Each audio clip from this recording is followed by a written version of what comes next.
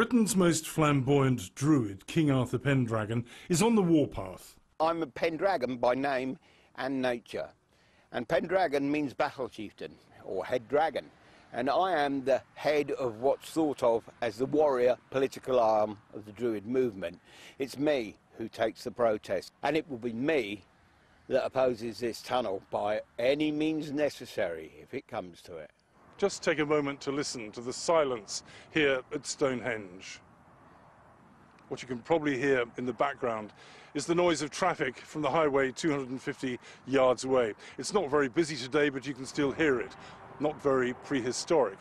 What those in favour of the tunnel say is that it will bring tranquility back to this ancient site. This video from Britain's Highways Authority projects what a difference the tunnel would make to the landscape, while improving the traffic flow in what's frequently a major bottleneck. Nicola Tasker is the director of Stonehenge. As we stand here at the Stones, you can really see how this noisy and polluting road is a blight on the landscape. I mean, Stonehenge and its surrounding landscape is one of the most important Neolithic sites within Europe, and at the moment it has this road cutting that landscape in half. So we believe that the tunnel will really enhance the experience that people have of enjoying and exploring the wider landscape and help them make sense of the stones themselves. These tunnels don't even start outside of the World Heritage Site. It's absolutely head-bangingly stupid. We've come to Cambridge to meet David Jakes, an archaeologist specialising in the Mesolithic period, dating back more than 10,000 years. The idea that you can meddle with such a place as the Stonehenge landscape is beyond belief. It is heartbreaking. Jakes is one of 23 archaeologists who claim the tunnel will damage artefacts yet to be discovered and is in breach of the World Heritage Convention. Jakes has been digging close to the River Avon within the Stonehenge heritage site and, among other things, has discovered what's believed to be a sacred stone used for tenderising meat. Carbon dating shows this to be a 6,000-year-old hoof print of a wild cow. It's the oldest sign of life discovered at Stonehenge. And these are knives that Stone Age man would have used to put supper on the table.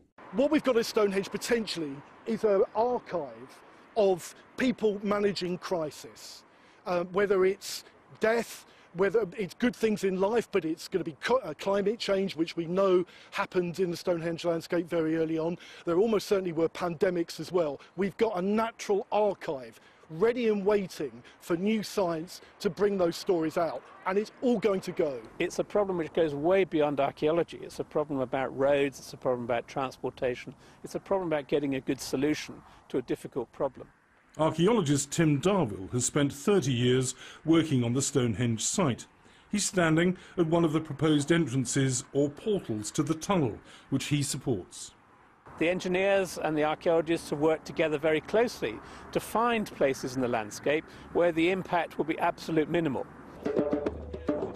Stonehenge is a veritable cathedral with spiritual significance for eco-warriors, pagans and druids who have a reverence for the natural world. They worship here each solstice, which mark the longest and shortest days.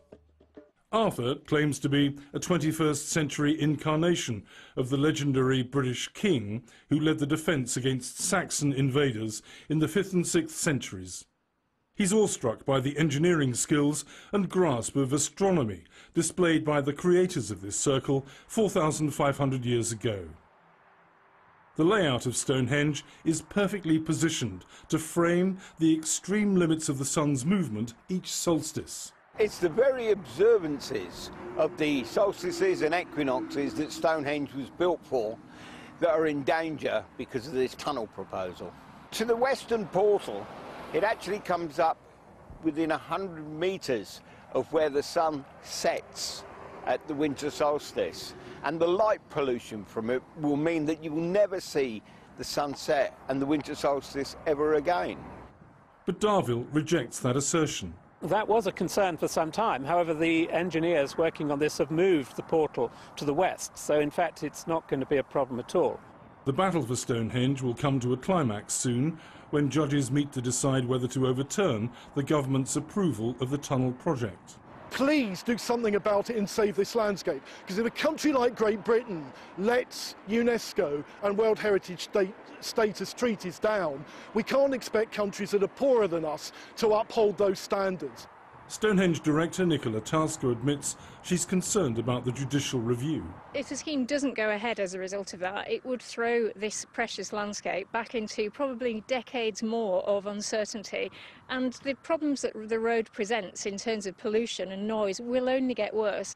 In 2019, before the virus killed off global tourism, it attracted 1.6 million visitors. If and when it reopens, it could be embroiled in mass protests. The ancestors that are buried in this sacred landscape should not be disturbed. You wouldn't dig your granny up from that churchyard, so what makes you think you can do it here? It would be a mistake to dismiss Arthur Pendragon's battle threats. He has a well-documented record of effective direct action in eco-protests. The next stage of Stonehenge's turbulent history is just a solstice away.